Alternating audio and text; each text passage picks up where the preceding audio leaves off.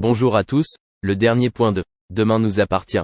Notre JT du jour portera sur Demain nous appartient, 1597, Étienne et Bénédicte fuient en mer. Étienne annonce à Dorian qu'ils partiront dans 2 ou 3 jours. Dorian voulait prendre le temps de dire au revoir à ses amis BTS. Dorian sent que quelque chose se passe. Étienne dit vouloir partir vite car Bénédicte est épuisée. Roxane confie à Sarah qu'il lui sera difficile de faire confiance à Timothée. Elle ne savait pas comment le contacter. Charlie va retrouver François à son appartement pour lui rendre ses clés. Swazik est là, elle fait ses valises pour aller faire les courses. Charlie pense que François l'a remplacé. Elle leur souhaite beaucoup de bonheur. William et Adeline se retrouvent lors d'une soirée fondue avec Victoire. Adeline est interniste. La première personne à lâcher sa coquille doit s'engager. Bénédicte et Étienne décident de parler à Dorian. Ils lui annoncent qu'ils ont décidé de retourner à la mer et de quitter Seth. Dorian ne veut pas partir avec ses parents contrairement à Luna ou à son BTS. Étienne dit à Dorian qu'il peut inviter Luna à les accompagner. Nordine et Manon doivent avoir une soirée de suivi avec William et Nordine ne veut pas du tout. Il souhaite passer une soirée romantique avec Manon. Timothée reçoit un appel du commissariat. Georges lui annonce que la police ne portera pas plainte contre lui. De plus, le lieutenant Caron lui offrira une place dans son équipe. Victor a félicité Timothée, il était fier de son fils. Timothée a signé le contrat dans l'après-midi, il sera en essai de 3 mois. Victoire et Adeline organisent une soirée fondue. Manon leur demande d'inviter William.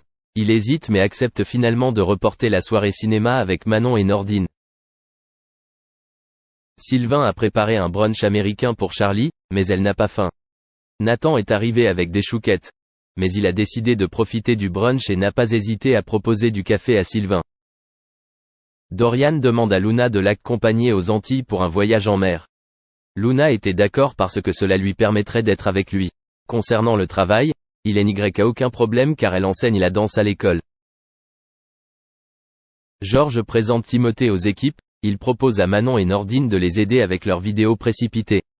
Ils ont vu Langlois monter à bord du bateau Curtis à minuit. Merci d'avoir regardé et à la prochaine vidéo.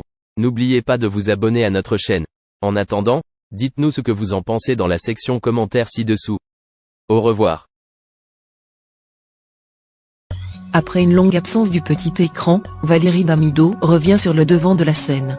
Un retour triomphant puisque la présentatrice a effectué un changement qui n'est pas passé inaperçu. Si les téléspectateurs ont beaucoup apprécié son passage dans une émission de renom, sa publication Instagram a fait beaucoup de bruit également. Et oui, notre animatrice de M6 est totalement métamorphosée.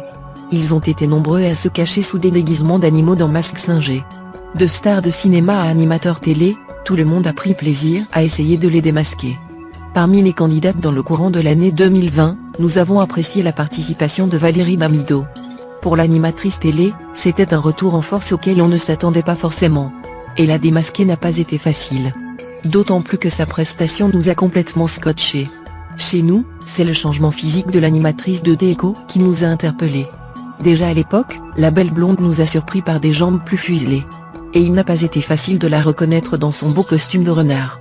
Lors de son interprétation de Ébloui par la nuit, de Zaz, l'animatrice de 55 ans nous fait redécouvrir son entrain et sa joie de vivre.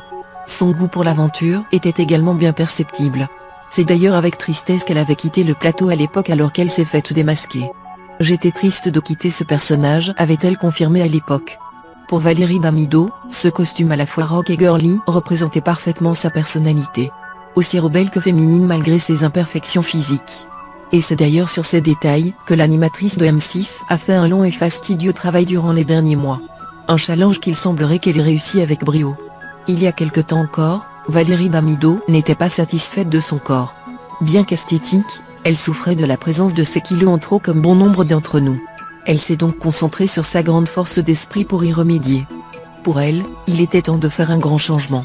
Et elle n'a pas lésiné sur les moyens afin d'atteindre son objectif.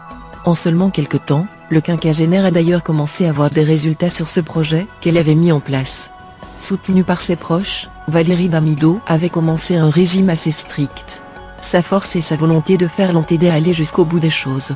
Les effets de ses efforts se sont fait remarquer dès les tournages de Mask Singer. et la présentatrice n'allait pas s'arrêter en si bon chemin. Pour elle, c'était l'occasion de faire un grand changement tant sur le plan physique que psychologique. Et on se demande si cela pourrait être le déclic, pour son retour à l'antenne également.